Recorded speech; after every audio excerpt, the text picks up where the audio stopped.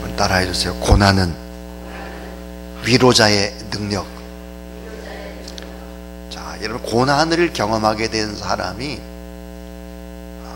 위로자로 능력을 발휘할 수 있다 하는 것입니다.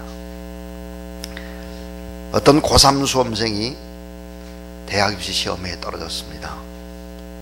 1년 동안 또 열심히 해서 재수를 했죠.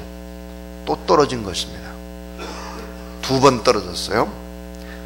부모가 아무리 위로를 해줘도 위로가 되질 않아요. 이미 대학생이 된 친구들이 2번 떨어진 이 아이에게 와서 위로를 해줘도 위로가 전혀 되지 않죠.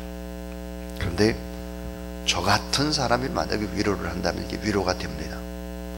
왜 그러냐면 저는 1번 떨어져, 2번 떨어져, 3번 떨어져, 4번 떨어져 본 사람이기 때문에 저는 사수거든요. 사수, 재수, 삼수, 사수. 이 사수를 한 사람이 이야기를 하면 이게 말의 권위가 있고 이게 위로가 되고 그런 거예요. 고난의 경험이 다른 사람에게는 위로가 될 수 있습니다. 이 고난을 많이 겪은 사람들은 다른 사람의 눈물을 닦아줄 수 있습니다. 용기를 줄 수 있고 희망을 줄 수 있는 것이죠. 자, 경험이 없이 지식만으로는 사람들과 대화를 나누고 또 가르치고 할 수 있습니다. 그러나 큰 도움은 되지 못합니다. 자, 속이 시원해지는 소통과 또 마음의 치유와 이런 것들은 일어나지 않는다 하는 것입니다. 오늘 이 시대가 누구를 필요로 할까? 어떤 사람을? 그것은 공감의 능력을 가진 사람입니다. 공감.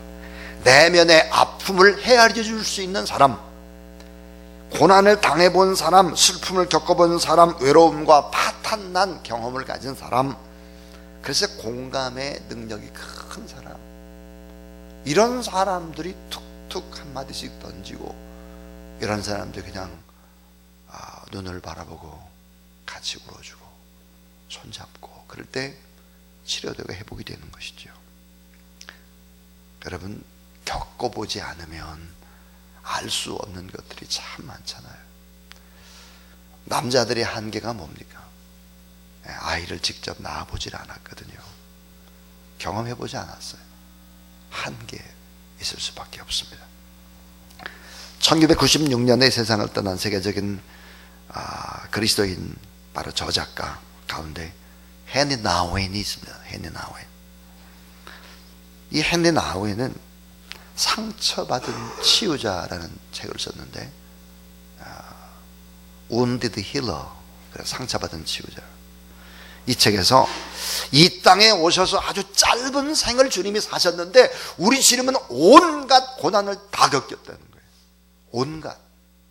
높고 높은 하늘 보좌에서 하나님의 동등된 그분이 이 땅에 말구 위에 오시죠. 고통입니다. 태어나자마자 애굽의 피난길을 오르는 것입니다.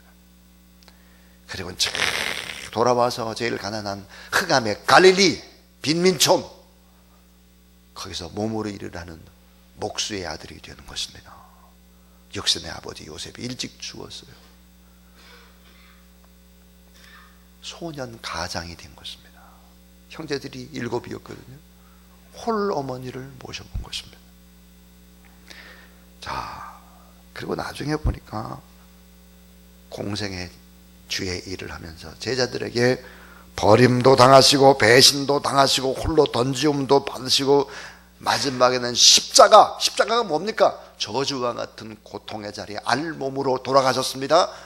모든 경험을 다 한 것입니다. 아픔의 경험들은 다 한 거죠. 뼛속까지. 예수님은 어떤 분이었을까? 뼛속까지 서민입니다. 뼛속까지 가난한 분입니다. 그래서 어때요? 가장 높은 분이면서도 가장 낮은 이 삶의 낙차가 큰 거예요. 극과 극의 경험을 다 한 거예요. 그러니까 여러분, 우리들이 가지고 있는 여러 가지 삶의 문제들을 주님 앞에 내려놓고 기도하면 주님은 공감의 능력이 크셔서 우리의 모든 것들을 다 받아주시는 그런 wounded healer, 상처받은 치유자라는 사실을 믿으시기를 바랍니다. 우리의 눈물을 아시고 우리의 상처를 아시고 우리의 아픔도 아시고 말 못하는 답답함도 아시고 우리의 불안도 아시고 다 아는 거예요. 전부 다. 그래서 이 주님 의지하면 우리가 다시 회복되고 그 회복된 힘으로 또 다른 슬픔을 당한 사람들을 위로해 줄 수 있다 하는 것이죠. 그래서 오늘 세 가지 얘기를 하고 우리가 뜨겁게 기도를 하려고 합니다. 그 첫 번째입니다. 첫 번째는 따라해 주세요. 고난 속에서 하나님의 위로와 은혜를 맛본다. 자, 고난 속에서 하나님의 위로와 하나님의 은혜를 맛본다는 거예요. 고난이 없이는 결코 하나님의 위로와 하나님의 은혜를 진하게 경험할 수 없었다는 거죠. 그래서 우리가 환난이나 고통 때 하나님 앞에 왜 감사 찬송을 해야 되는지 사도 바울이 오늘 그런 고백을 하고 있습니다. 오늘 고린도서 1장 3절에 찬송하리로다. 그런 우리 주 예수 그리스도의 하나님이시여 자비의 아버지시여 모든 위로의 하나님이시며 우리의 모든 환난 중에서 우리를 위로하사 우리로 하여금 하나님께 받는 위로로서 모든 환난 중에 있는 자들을 능히 위로하게 하시는 시도다. 그러니까 고난을 경험을 해보니까 거기에 하나님의 특별한 위로가 있더라. 특별한 하나님의 은혜가 있더라. 그래서 그 깊은 주님을 만났다는 거예요. 여러분 빙점이라고 하는 책을 쓴 뮤라 아야코, 그 고향이 북해도죠. 북해도 홋카이도.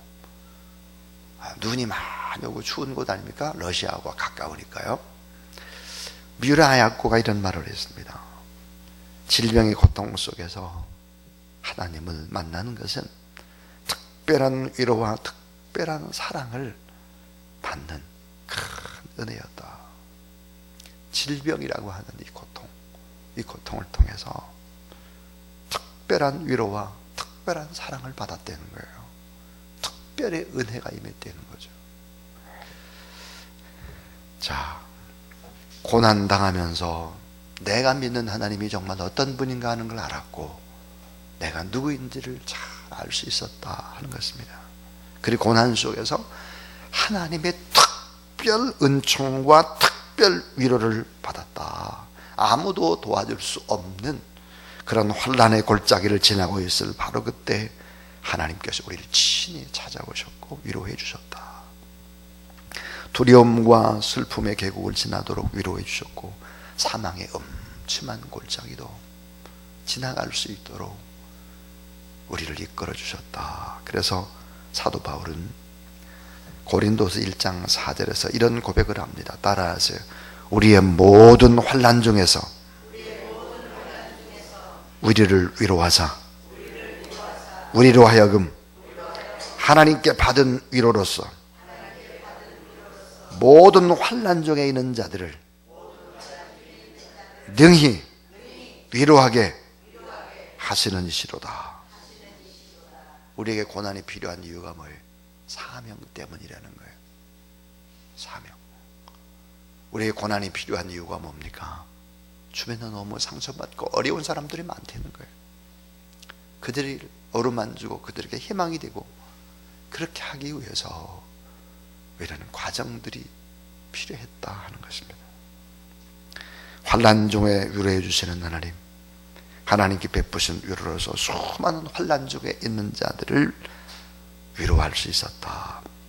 그래서 큰 뜻을 위해서 하나님의 나라의 증거를 위해서 주의 일을 대신하는 하나님의 대리자들로서 사명자로서 고난을 허락해 주신 것이다. 그래서 예수 그리스도를 믿을 때 때로는 고난이 있다는 거예요. 요한복음 16장 33절 세상에서는 너희가 환난을 당하나 담대하라 내가 세상을 이겼노라 하시니라. 여러분도 다 이길 수 있음을 믿으시길 바랍니다. 자, 계속해서 오늘 위로라는 단어가 나옵니다. 위로가 뭘까? 이 위로라고 하는 단어는 곁에 와서 서 계시다, 그런 뜻입니다. 곁에 와서 서 계시다. 누군가 살짝 내 곁에 와서 서 있는 거예요. 나를 돕고 있는 거죠. 누군가 내 곁에 와서 살짝 서서 나를 돕고 있다. 보혜사입니다. 보혜사. 미국의 인디애나주의 어떤 시골 마을에 일어난 일입니다. 브라이언이라고 하는 아이가 있었는데, 이 아이가 15 먹은 아이였는데 브레인 튜머라고 하는 병을 앓게 되었습니다. 뇌종양과 비슷한 거예요. 뇌종양. 이 소녀는 수술을 받고 결국 이제 방사선 치료를 하게 됩니다. 이 방사선 치료를 받고 나면 어떻게 되죠? 머리털이 다 빠지는 거예요.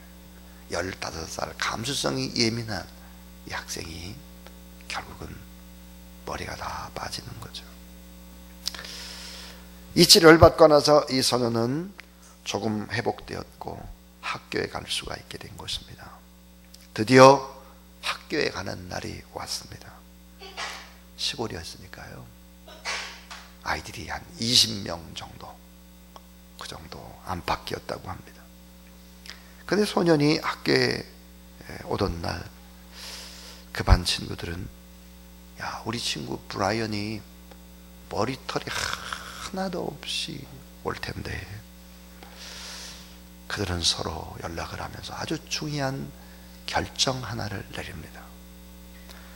그 학급 전체가 다 머리를 밀기로 한 것입니다. 다 우리도 머리를 밀자. 사랑하는 친구가 자존심이 다치지 않고 그가 부끄럽지 않도록 고통 속에서 당당하게 나올 수 있도록 하기 위해서 학급의 전체가 다 머리를 밀어버렸습니다. 선생님이 들어와서 보니까 브라이언과 학생들이 다 머리를 밀고 앉아 있었습니다. 그 이유를 알아차린 이 선생님이 교단에서 엉엉 울기 시작한 것입니다. 선생님도 울고 모든 친구들이 같이 울어준 것이죠. 여러분이 고난의 현장에서 나눌 수 있는 최대의 위로는 다른 것이 아닙니다. 함께 똑같이 있어주고 같은 마음으로 함께 손을 잡는 것이죠. 함께 울어주는 것. 말을 안 해도 가슴에서 가슴으로 옮겨가는 이심전심이 결국은 어때요? 엄청난 큰 파장을 일으키게 되는 것이고, 그런 것을 경험한 사람들, 참여한 모든 사람들은 인생관이 달라지기 시작하는 것입니다. 고린도후서 1장 7절에 보니까 너희를 위한 우리의 소망의 견고함은 너희가 고난에 참여하는 자가 된 것 같이, 따라해 주세요. 고난에 참여하는 자가 된 것 같이 위로에도 그러할 줄을 알미라. 예, 고난의 그런 경험이 많은 사람들에게 위로가 될 것이다 하는 이야기입니다. 두 번째입니다. 두 번째, 여러분 따라하세요. 나의 고난이 다른 사람에게 축복이 된다. 네. 나의 고난이 다른 사람에게 축복이 된다는 거예요. 우리가 왜 환난과 고난 중에도 감사와 찬송을 해야 되는가? 그 감사 찬송해야 될 이유는 뭘까? 이 환난을 통해서 고난받는 이웃들에게 우리가 힘이 되고 위로가 되고 희망이 되고 복이 될 수 있다. 이게 성경인 거예요. 이 고통을 받고 역전된 경험이 틀림없이 있어야 되는 거예요. 이런 간증이 있어야 됩니다. 여러분, 간증은 너무 중요합니다. 자, 왜 간증이 그렇게 중요합니까? 이 간증이라고 하는 것은 기록된 성경, 내가 알고 있는 이 사변적인 지식이 내 삶으로 들어와서 이것이 어때요? 육화된 거예요. 육화된 기적입니다. 기록된 성경이 내 삶에 들어가지고 이게 보니까 나를 움직이는 내 삶의 육화된 기적이 바로 이것입니다. 그래서 이 육화된 기적이기 때문에 강력한 힘이 있는 거예요. 그리고 복음이 증거되는 바로 확신적인 담대함이 있습니다. 자, 여러분 그렇지 않습니까? 예수 그리스도가 살아계십니다. 예수 그리스도를 믿으면 이렇게 됩니다. 예수님의 고난과 예수님의 부활과 예수님의 다시 오시는 것과 복음의 증거가 필요합니다. 이런 걸 담대히 외치는 사람이 경험을 하지 않았다면, 고난을 겪어보지 않고 말씀이 내 삶에 육화된 간증과 확실한 고백이 없다면 그 담대하게 복음을 증거할 수는 없고 선교사님이 될 수도 없고 장로님이 될 수도 없죠. 그렇게 되면 안 되는 거예요. 여러분, 종교개혁의 근본 정신이 무엇입니까? 그건 본질로 돌아가자는 것인데 구호가 세 가지입니다. 따라하세요. 오직 성경, 오직 은혜, 오직 믿음. 이 세 가지가 핵심이에요. 자, 오직 성경이에요. 오직 하나님의 은혜입니다. 근데 오직 믿음이에요. 이게 세 가지가 핵심인데, 자, 오직 성경을 붙잡고 오직 믿음대로 살았더니 하나님의 은혜가 임하더라 이거예요. 자, 이 구호대로 살면서 겪는 이런 고난과 그 후의 삶이 어떤 변화를 가져왔을까? 이 과정은 너무 중요한 것이죠. 고난의 과정, 이 살아온 것이 얼마나 축복인가. 자, 제가 조금 전에 세 가지 구호를 얘기했어요. 오직 뭐라고 그랬죠? 오직 성령, 그 다음 오직 은혜, 오직 또 뭐라고 그랬어요? 믿음이에요. 오직 성령, 오직 은혜, 오직 믿음. 이거 가지고 살았어. 주님의 살아계심을 경험한 거예요. 이 세 가지 구호에다가 나중에 또 결과적으로 두 개의 구호를 더 붙이는 거죠. 그게 뭘까? 따라해 주세요. 오직 예수 그리스도, 오직 하나님의 영광. 예. 오직 예수 그리스도만이 해결자더라. 이런 고난의 과정을 통해서 정말 하나님 앞에 영광 돌리고 하나님의 영광을 받으시더라. 나도 하나님의 영광을 위해 살 거다. 이 말은 뭐예요? 간증이고 열매고 결단이라 말이에요. 이 종교개혁은 그래서 5가지의 구호로 되어 있는 것입니다. 올해가 종교개혁 500주년이에요. 오직 성경, 오직 은혜, 오직 믿음, 오직 예수 그리스도, 오직 하나님의 영광. 이 5가지 붙잡고 살아가는 그런 여러분이 될 수 있기를 주의 이름으로 축원합니다. 자, 몹시 가난해 본 사람은, 굶어 본 사람은 한 끼 식사 속에서도 감사를 느낄 수 있습니다. 헐벗어 본 사람은 새 옷 한 벌을 사고도 눈물을 흘릴 수 있습니다. 병들어 본 사람은 하루 동안의 건강이 얼마나 소중한지를 깨달은 사람입니다. 제가 만나본 기독교인 가운데 암 수술을 해본 경험의 사람들은 인생관이 송두리째 바뀌어져 있는 것을 보았습니다. 자, 인생의 모든 보는 관점이 달라졌어요. 수술대에 올라본 사람들은 다 달라져 있습니다. 예수를 믿는 사람들이 말이에요. 자, 여러분, 늘 새벽기도, 이 새벽기도가 쉽지 않아요. 늘 새벽에 성전에 나와서 기도하는 거, 혼자 새벽기도 할 수 있습니다. 그러나 여러분, 이 성전에서, 은혜의 시온자인 성전에서 나와서 기도하는 거, 새벽기도, 금요 철야하고 또 심야기도 하고, 이런 늘 기도하는 것은요, 얼마나 소중한 일인지 몰라요. 쉬운 일이 아니거든요. 영적인 전쟁이니까. 이런 경험을 한 사람들이 결국은 위로자가 되죠. 이런 사람들이 결국은 능력자가 되는 거예요. 그래서 나의 고난이 다른 사람의 복이 될 수 있다 하는 것입니다. 마지막 세 번째입니다. 왜 고난 중에 감사하고 우리가 찬송을 해야 되느냐? 그 이유는 고난 때문에 더 하나님을 의지하고 신뢰하는 기회를 얻었기 때문입니다. 고난 때문에 더 하나님을 의지하고 신뢰하는 기회를 얻었어요, 우리가. 자, 다시 말하면 고난받지 않았다면 기도하지 않아요. 그냥 룰루랄라하고 놀고 편하고 그러다 보면 어때요? 세상과 적당히 짝하고 살고 그렇게 할 텐데, 하나님께 적절한 고난을 허락하시고 성령의 능력이 나를 흔들어 깨워서 하나님 앞에 감사, 찬송, 기도하며 살 수 있도록, 하나님 더 의지하고 신뢰할 수 있도록 그렇게 살았다 하는 거예요. 이 사도 바울이 얼마나 고통을 받았나. 고린도후서 1장 9절에 보니까요, 우리는 우리 자신이 사형 선고를 받은 줄을 알았으니 이는 우리로 자기를 의지하지 말고 오직 죽은 자를 다시 살리시는 하나님만 의지하게 하려 하십니다. 고린도서 1장 9절입니다. 마음에 사형 선고 받았대. 이미 죽었다는 거예요.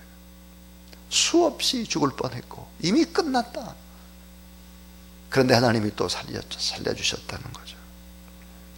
그래서 자기를 의지하지 않고 오직 죽은 자를 다시 살리시는 부활하신 우리 주님만 의지하도록 그렇게 했다 그랬습니다. 그래서 고통 때문에 더 하나님 의지하고 신뢰하는 기회를 제공해 주셨다. 그래서 감사한다.